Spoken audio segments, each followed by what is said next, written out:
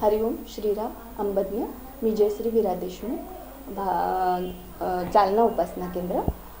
सच्चिदानंद उत्सव आपण सगळे श्रद्धावान खूप भक्तिभावाने साजरा करतो, अतिशय आनंदाने साजरा करतो। तसा मीही दरवर्षी तो साजरा करते। एका सच्चिदानंद उत्सवातील असाच एक अनुभव मी तुमच्याशी शेअर करू इच्छिते। सच्चिदानंद उत्सव अतिशय 4 दिवस छान पार पडला आणि शेवटचा पुनर्मिलापचा जो दिवस होता त्यावेळेसचा एक अनुभव माझ्या मुलाच्या बाबतीतला तो मी तुमच्याशी शेअर करू इच्छिते।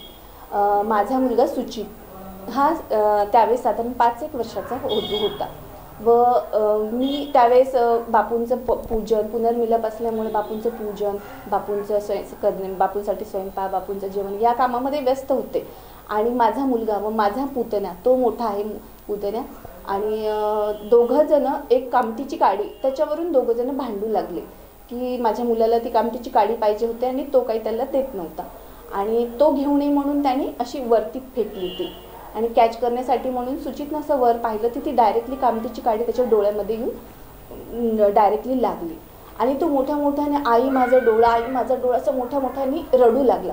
आम्ही आमच्या हातातले कामं सगळे टाकून जोरात पळालो की का रडतोय हा म्हणून आम्ही धावत वरती गेलो, बघितलं आणि आम्हाला समजलं की कामटीची काडी डायरेक्टली त्याच्या डोळ्यामध्ये जाऊन लागली। आम्ही खूप घाबरलो की डोळा हा नाजूक अवयव असतो आणि डोळ्याला काय म्हणजे इजा झाली तर कसं काय होईल ह्या भीतीने आम्ही तर घाबरून गेलो। परंतु मनात एक विश्वास होता की सच्चिदानंद उत्सव चालू आहे, बापू आपल्या घरात आहे, बापू त्याला काही होऊ देणार नाही। पण तो खूप रडत होता, मग आम्ही त्याला डॉक्टरकडे घेऊन गेलो। डॉक्टरांनी तपासलं, डॉक्टरांनी सांगितलं की डोळ्यामध्ये थोडीशी जखम आहे, घाबरण्यासारखं काहीच नाही। डोळ्याला पट्टी वगैरे केली, 2 दिवस पट्टी काढू नका म्हणून डॉक्टरांनी सांगितलं आणि आम्ही मग त्याला घरी घेऊन आलो की जिथं जेव्हा आपला सद्गुरू आपल्या सोबत असतो की हा आपल्याला आत्मविश्वास असतो की नाही तो आहे ना आपल्या सोबत, तर आपल्याला काही होणार नाही आणि खरंच तसं झालं। आम्ही त्याला घेऊन घरी आलो आणि तो खूप रडू लागला कारण त्याचा डोळा खूप दुखायला होता की आई माझा डोळा। आणि सुचित म्हणजे 1 मिनिटही एका जागेवर बसत नाही, तो सतत घरामध्ये इकडं तिकडं हुंदडत असतो, 1 मिनिट पण त्याला शांतता नसती, कधी तो झोपत पण नाही दुपारच्या वेळेस सुद्धा। आणि तो मुलगा काही खात नव्हता, पित नव्हता। कसं एरवी आपण मुलांना रागवतो की धिंगाणा वगैरे करतायत, कटकट करतायत, आपण शांत बस म्हणून रागवतो, पण ते मुलं खरंच ज्यावेळेस आजारी पडतात आणि शांत होतात त्यावेळेस आपल्याला सुद्धा ते आपल्या मनाला ती रुखरुख असते। आणि असं सुचित त्या दिवशी जेवला नाही, काही नाही, त्याच्या आवडीचे सगळे पदार्थ त्याला दिले आम्ही, परंतु तो कोणत्याच गोष्टीला हात लावायला तयार नव्हता। त्याने काही खाल्लं नाही, पिल्लं नाही।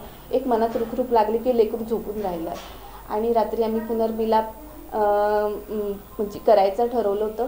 माझे मिस्टर उशिरा घरी आल्यामुळे आम्ही थोडासा उशिरा पुनर्मिलाप केला व सगळ्यांना पुनर्मिलापला जाण्यासाठी सर्वांना दर्शन घेण्यासाठी सांगितलं। मला लक्षात आलं सुचित झोपलेला आहे, मी त्याला उठवलं, म्हटलं बाळा बापूंचं दर्शन घ्यायचं आहे आणि त्याच्या चरणांवर डोकं ठेवून त्याला दर्शन दिलं। आणि खरंच म्हणजे चमत्कारासारखंच की अवघ्या 5च मिनिटात सुचित अगदी पूर्ववत हसू लागला, खेळू लागला, सगळीकडे म्हणजे बागडू लागला।